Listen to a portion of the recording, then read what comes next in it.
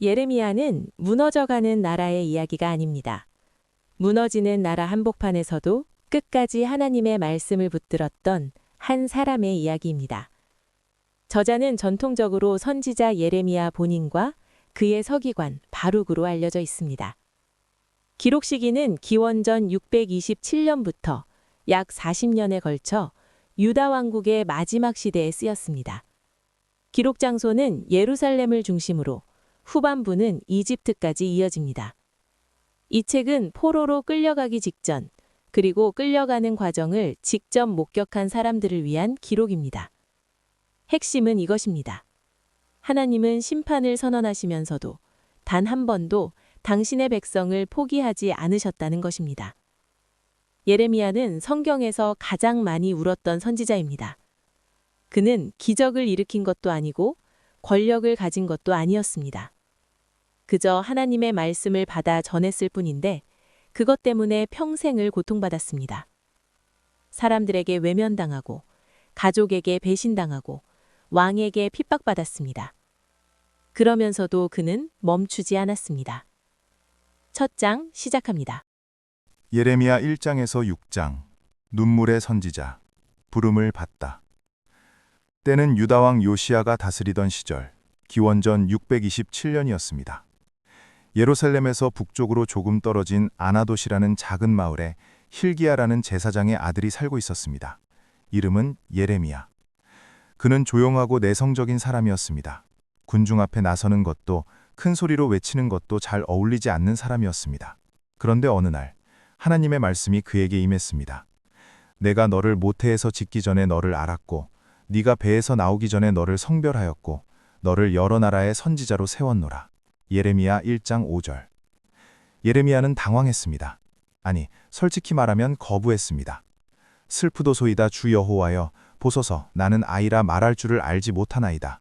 예레미야 1장 6절. 나는 아이입니다. 말을 잘 못합니다. 나는 적합하지 않습니다. 이것이 예레미야의 첫 번째 반응이었습니다. 그런데 하나님은 그 대답을 예상하셨다는 듯이 조용히 말씀하셨습니다. 너는 아이라 하지 말고 내가 너를 누구에게 보내든지 너는 가며 내가 네게 무엇을 명령하든지 너는 말할지니라. 너는 그들의 낯을 두려워하지 말라. 내가 너와 함께하여 너를 구원하리라. 예레미야 1장 7, 8절. 하나님은 그에게 선택권을 주지 않으셨습니다. 그리고 그의 입에 선을 대시며 말씀하셨습니다. 내가 내 말을 네 입에 두었노라. 그 순간부터 예레미야는 더 이상 아나돗의 조용한 청년이 아니었습니다. 그는 하나님의 말씀을 품은 사람이 되었습니다. 하나님은 예레미야에게 두 가지 환상을 보여주셨습니다. 첫 번째는 살구나무 가지였습니다. 하나님은 물으셨습니다. 예레미야야, 네가 무엇을 보느냐? 예레미야가 대답했습니다. 살구나무 가지를 보나이다. 그러자 하나님이 말씀하셨습니다. 네가 잘 보았도다. 이는 내가 내 말을 지켜 그대로 이루려 함이라. 두 번째는 끓는 가마였습니다.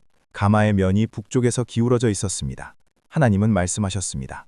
재앙이 북쪽에서 쏟아질 것이라고. 그것은 먼 훗날의 이야기가 아니었습니다.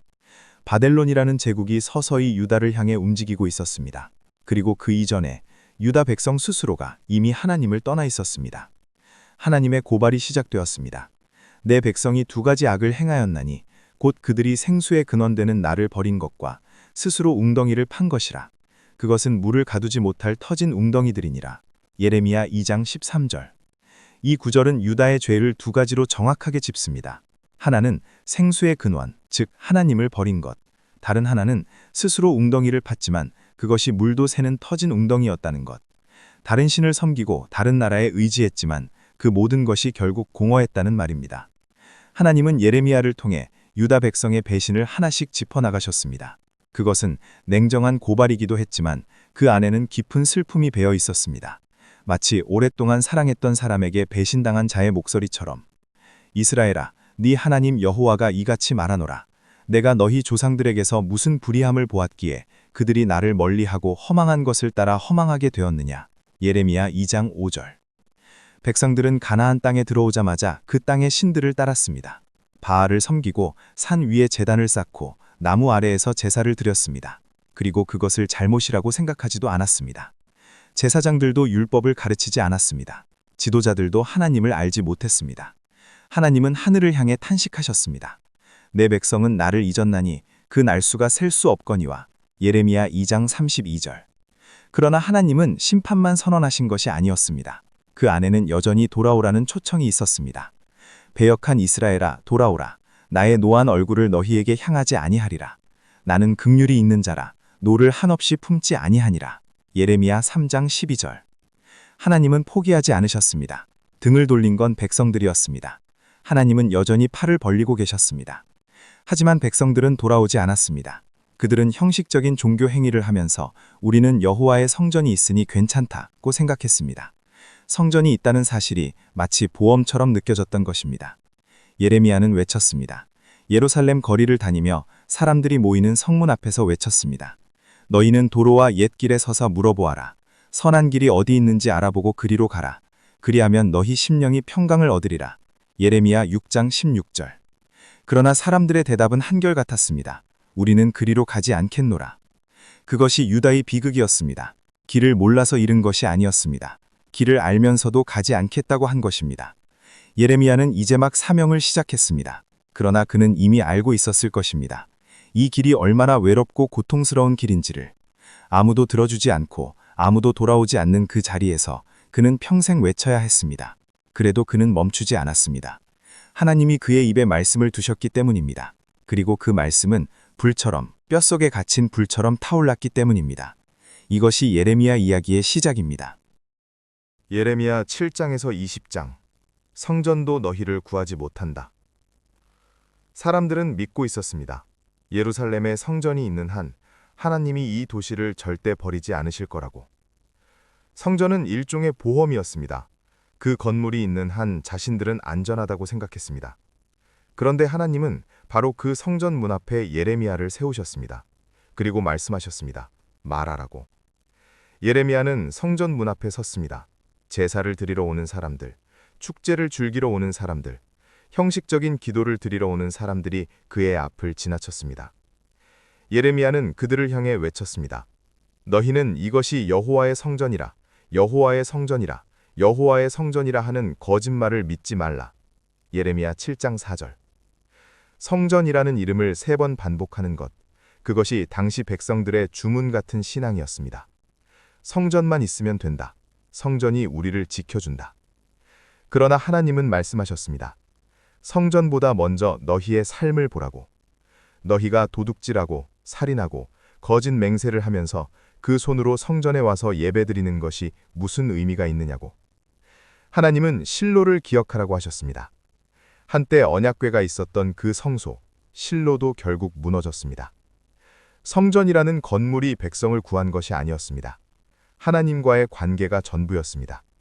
그 관계가 끊어지면 성전도 돌무더기가 될 뿐이었습니다. 예레미야의 외침은 계속되었습니다. 그러나 아무도 듣지 않았습니다. 백성들은 여전히 바알 제단에서 제사를 드렸고 자녀들을 불에 태워 바치는 끔찍한 의식까지 행했습니다. 하나님이 명령하신 적도 생각하신 적도 없는 일들이었습니다. 하나님의 목소리에는 슬픔이 가득했습니다. 예레미야도 그 슬픔을 함께 느꼈습니다. 그는 백성들을 위해 울었습니다. 어찌하면 내 머리는 물이 되고 내 눈은 눈물 근원이 됐고 죽임을 당한 딸 내 백성을 위하여 주야로 울리로다. 예레미야 9장 1절. 그는 단순히 심판을 선포하는 사람이 아니었습니다. 그는 함께 아파하는 사람이었습니다. 멸망을 선포하면서도 그 멸망이 일어나지 않기를 바라며 울었습니다. 그것이 예레미야였습니다. 그러나 고통은 밖에서만 오지 않았습니다. 예레미야의 가장 깊은 상처는 안에서 왔습니다. 하나님의 말씀을 전할수록 사람들의 미움은 깊어졌습니다. 제사장 바스훌은 예레미야를 때리고 착고에 채웠습니다. 고향 아나돗 사람들은 그를 죽이려 했습니다. 심지어 가족들도 그를 등졌습니다. 예레미야는 하나님 앞에 무너졌습니다. 그의 기도는 아름답지 않았습니다. 날 것 그대로였습니다. 여호와여, 주께서 나를 권유하심으로 내가 그 권유를 받아싸우며 주께서 나보다 강하사 이기셨으므로 내가 조롱거리가 되니 사람마다 종일토록 나를 비웃나이다. 예레미야 20장 7절. 그는 하나님께 따졌습니다. 당신이 시켜서 했는데 왜 나만 이렇게 고통받느냐고. 차라리 태어나지 않았으면 좋았겠다고 탄식했습니다. 이것이 성경이 기록한 예레미야의 진짜 모습입니다. 완벽한 믿음의 영웅이 아니라 지치고 무너지고 울부짖는 한 인간이었습니다. 그런데 그 탄식 바로 앞에 그는 이런 말을 했습니다. 내가 다시는 여호와를 선포하지 아니하며 그의 이름으로 말하지 아니하리라 하면 나의 마음이 불붙는 것 같아서 골수에 사무치니 답답하여 견딜 수 없나이다. 예레미야 20장 9절. 그만두려 했습니다. 그런데 그만둘 수가 없었습니다. 말씀이 뼛속에서 불처럼 타올랐기 때문입니다. 이것이 예레미야를 붙든 힘이었습니다. 감정이 아니라 그 안에 심긴 하나님의 말씀이었습니다. 무너질 것 같으면서도 그는 다시 일어섰습니다. 그리고 계속 외쳤습니다. 아무도 듣지 않는 그 자리에서. 예레미야 21장에서 33장. 왕들은 실패했지만 하나님은 포기하지 않으셨다. 나라가 흔들리기 시작했습니다. 바벨론의 느부갓네살 왕이 군대를 이끌고 유다를 향해 움직이고 있었습니다.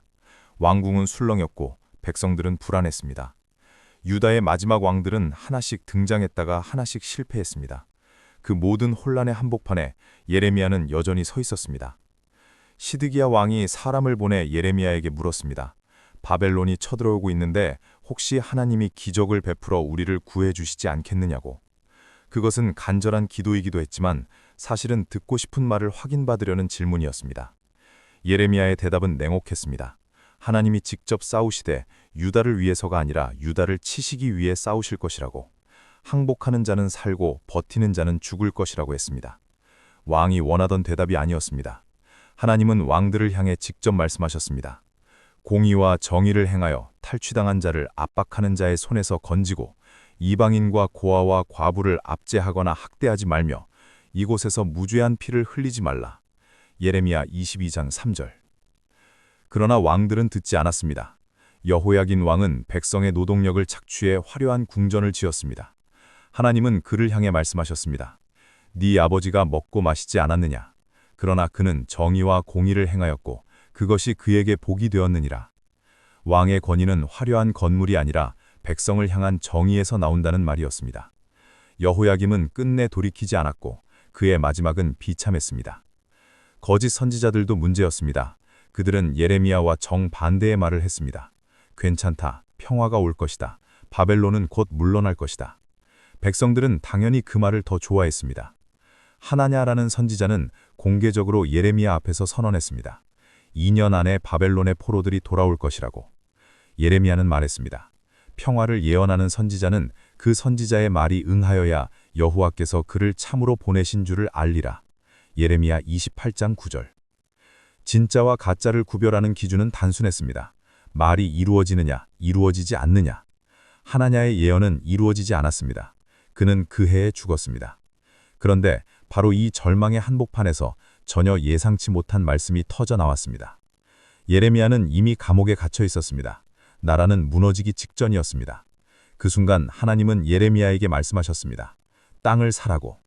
조카 하나멜이 찾아와 아나돗 밭을 팔겠다고 했을 때 예레미야는 은 17세겔을 주고 그 밭을 샀습니다. 감옥 안에서 나라가 무너지는 시간에 밭을 산 것입니다. 그것은 단순한 부동산 거래가 아니었습니다. 하나님이 이 땅을 회복시키실 것이라는 선언이었습니다. 그리고 하나님은 말씀하셨습니다. 예레미야서 전체에서 가장 빛나는 구절이 바로 여기서 나옵니다. 보라, 날이 이르리니 내가 이스라엘 집과 유다 집에 새 언약을 맺으리라. 예레미야 31장 31절.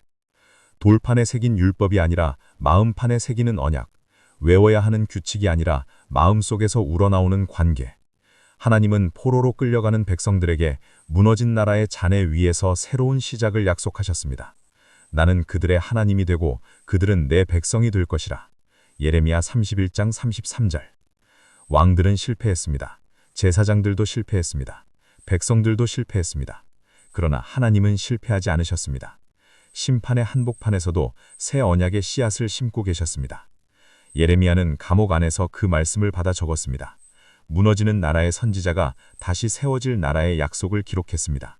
그것이 하나님이 일하시는 방식이었습니다. 예레미야 34장에서 45장. 예루살렘이 불타던 날. 결국 그날이 왔습니다. 예레미야가 수십 년 동안 외쳐왔던 그날이, 아무도 믿지 않았고 아무도 듣지 않았던 그 경고가 현실이 되었습니다. 바벨론의 군대가 예루살렘 성벽을 에워쌌습니다. 도시 안에는 기근이 찾아왔고 사람들은 공포에 떨었습니다. 그리고 예레미야는 그 모든 것을 안에서 지켜봐야 했습니다. 포위가 시작되기 전 시드기야 왕은 한 가지 결단을 내렸습니다. 히브리 노예들을 해방시키는 것이었습니다. 율법에 따르면 같은 민족을 노예로 삼을 수 없었지만 오랫동안 그 법은 지켜지지 않았습니다. 위기가 닥치자 왕은 뒤늦게 그 법을 꺼냈고 노예들은 자유를 얻었습니다. 그러나 바벨론 군대가 잠시 물러나는 틈이 생기자 주인들은 마음을 바꿨습니다. 해방시켰던 노예들을 다시 붙잡아 종으로 삼았습니다. 위기가 지나가자 약속도 사라진 것입니다. 하나님은 분노하셨습니다. 너희가 내 말을 듣지 아니하고 각기 형제와 이웃에게 자유를 선포하지 아니하였으니 내가 너희에게 탈과 전염병과 기근에게 자유를 주리라. 예레미야 34장 17절. 사람에게 자유를 주지 않은 자들에게 재앙이 자유롭게 임할 것이라는 말이었습니다. 하나님의 심판은 정확했습니다. 바벨론 군대가 다시 돌아왔습니다. 이번에는 물러가지 않았습니다. 예루살렘은 완전히 포위되었고 시드기야 왕은 흔들렸습니다. 그는 몰래 예레미야를 불러 물었습니다. 하나님의 말씀이 있느냐고. 예레미야는 똑같이 대답했습니다. 바벨론에 항복하면 살 것이라고. 그러나 왕은 결단하지 못했습니다. 신하들이 두려웠고 체면이 두려웠습니다. 그는 예레미야의 말을 들으면서도 끝내 그 말대로 행동하지 않았습니다. 한편 예레미야는 신하들의 모함을 받아 진흙구덩이에 던져졌습니다. 물도 없고 빛도 없는 그 구덩이 속에서 그는 서서히 죽어가고 있었습니다. 그를 구한 것은 왕도 제사장도 아니었습니다. 에벤멜렉이라는 에티오피아 출신 신하였습니다. 그는 왕에게 달려가 예레미야를 구해달라고 간청했고 왕의 허락을 받아 밧줄로 그를 끌어올렸습니다. 하나님은 그 이방인의 용기를 기억하셨습니다. 나중에 예레미야를 통해 에벤멜렉에게 말씀하셨습니다. 나는 내가 의지하는 자라. 내가 이 성읍에 대하여 들은 말대로 이루어지는 날에도 내가 반드시 너를 구원할 것이라. 예레미야 39장 17절, 18절. 기원전 586년 예루살렘 성벽이 무너졌습니다. 바벨론 군대가 도시 안으로 쏟아져 들어왔습니다. 시드기야 왕은 도망치다 잡혔습니다. 그는 자신의 두 눈으로 아들들이 죽는 것을 보았고 그 직후 두 눈이 뽑혔습니다. 그의 마지막 기억은 아들들의 죽음이었습니다. 성전은 불탔습니다. 성벽은 허물어졌습니다. 백성들은 포로로 끌려갔습니다. 예레미야가 평생 막으려 했던 그 일이 결국 일어났습니다. 바벨론 왕은 예레미야를 해방시켜 주었습니다. 그는 유다 땅에 남을 수 있었습니다. 그러나 남겨진 자들은 결국 이집트로 도망쳤고 예레미야를 강제로 데려갔습니다. 가지 말라는 하나님의 말씀을 전했지만 그들은 듣지 않았습니다. 이집트 땅에서도 예레미야는 외쳤습니다. 그러나 백성들은 말했습니다. 우리가 하늘 여왕에게 제사드리기를 그쳤을 때 오히려 더 힘들어졌다고. 끝까지 돌이키지 않았습니다. 예레미야는 거기서도 선포했습니다. 여호와의 말씀이니라. 내가 예루살렘을 벌한 것 같이 이집트에 사는 자들을 벌하리니 칼과 기근과 전염병으로 망하게 하리라. 예레미야 44장 13절. 예레미야의 이야기는 해피엔딩이 아닙니다. 그는 끝내 고향으로 돌아오지 못했습니다. 이집트 땅에서 생을 마쳤을 것으로 전해집니다. 그러나 그가 평생 붙들었던 말씀은 사라지지 않았습니다. 예루살렘이 불타던 날, 그 잿더미 위에 하나님의 약속이 여전히 남아 있었습니다. 예레미야 46장에서 52장. 온 세상을 향한 하나님의 마지막 선고. 예루살렘은 무너졌습니다. 성전은 불탔고 백성들은 끌려갔습니다. 이제 이야기가 끝난 것처럼 보였습니다. 그런데 하나님의 말씀은 멈추지 않았습니다. 오히려 시야가 더 넓어졌습니다. 하나님은 유다 한 나라의 하나님이 아니셨습니다. 온 세상의 주권자이셨습니다. 이제 그 선고가 열방을 향해 쏟아집니다. 첫 번째 선고는 이집트를 향했습니다. 이집트는 오랫동안 강대국이었습니다. 유다는 바벨론이 두려울 때마다 이집트에 기댔습니다. 하나님이 가지 말라고 하셔도 백성들은 이집트를 바라봤습니다. 그 이집트를 향해 하나님은 말씀하셨습니다. 이집트의 딸 처녀야, 길르앗으로 올라가서 유향을 가져오라. 네가 많은 약을 써도 치료를 받지 못하리라. 예레미야 46장 11절. 아무리 강한 나라도 하나님의 심판 앞에서는 치료받지 못하는 환자에 불과했습니다. 이집트의 군대는 바벨론 앞에서 무너질 것이었습니다. 유다가 그토록 의지했던 그 나라가 정작 자신도 구하지 못했습니다. 블레셋도 피하지 못했습니다. 모압도 암몬도 에돔도 다메섹도 차례로 심판의 선고를 받았습니다. 이 나라들은 이스라엘 주변에서 오랫동안 이스라엘을 괴롭혔던 민족들이었습니다. 그러나 하나님의 심판 기준은 단순히 이스라엘의 적이냐 아니냐가 아니었습니다. 교만했느냐, 약자를 짓밟았느냐, 하나님을 무시했느냐였습니다. 모압을 향한 말씀이 특히 날카로웠습니다. 모압이 어려서부터 평안하고 포로도 되지 아니하였으므로 그 맛이 그대로 있고 향기가 변하지 아니하였도다. 예레미야 48장 11절. 고난을 모르고 자란 나라, 한 번도 흔들려 본 적 없이 자만 속에 살아온 나라, 그것이 오히려 멸망의 원인이었습니다. 고난은 때로 사람을 살리는 하나님의 방식이기도 했습니다. 그리고 마지막 선고는 가장 강한 나라, 바벨론을 향했습니다. 바벨론은 하나님의 도구였습니다. 유다를 치고 열방을 무너뜨린 그 제국, 그러나 도구는 도구일 뿐이었습니다. 하나님은 바벨론도 심판하실 것이라고 선언하셨습니다. 바벨론은 갑자기 무너지고 깨어지리니 그를 위하여 울라, 그 상처에 유향을 가져다 대라, 혹 나을까 하노라. 예레미야 51장 8절. 천하를 호령하던 제국이 갑자기 무너질 것이라고, 그 멸망은 실제로 일어났습니다. 기원전 539년 바벨론은 페르시아의 고레스 왕에게 무너졌습니다. 하나님의 말씀은 틀리지 않았습니다. 52장은 짧습니다. 그러나 무겁습니다. 예루살렘 함락의 공식 기록입니다. 성벽이 무너진 날짜, 끌려간 포로의 숫자, 성전에서 약탈된 기물들의 목록, 차갑고 건조한 기록입니다. 그런데 그 마지막에 작은 불씨 하나가 남겨집니다. 바벨론의 포로로 끌려갔던 유다왕 여호야긴, 그는 37년 동안 감옥에 갇혀 있었습니다. 그런데 바벨론의 새 왕 에윌무로닥이 그를 풀어주었습니다. 감옥에서 나온 여호야긴은 왕의 식탁에서 먹게 되었습니다. 그가 죽는 날까지 항상 왕의 앞에서 먹었더라. 예레미야 52장 33절. 이것이 예레미야서의 마지막 문장입니다. 화려한 회복도 아니고 웅장한 선언도 아닙니다. 그저 한 사람이 밥상 앞에 앉았다는 이야기입니다. 그러나 그 안에 담긴 메시지는 분명합니다. 끝난 것처럼 보였지만 끝나지 않았습니다. 다윗의 혈통은 살아있었고 하나님의 약속은 여전히 유효했습니다. 예레미야는 평생 울었습니다. 아무도 듣지 않는 자리에서 외쳤고 감옥에 갇혔고 이집트 땅에서 생을 마쳤습니다. 그의 인생은 눈물이었습니다. 그러나 그가 전한 말씀은 하나도 땅에 떨어지지 않았습니다. 심판도 이루어졌고 약속도 이루어졌습니다. 하나님은 처음부터 끝까지 온 세상의 주권자이셨습니다. 감사합니다.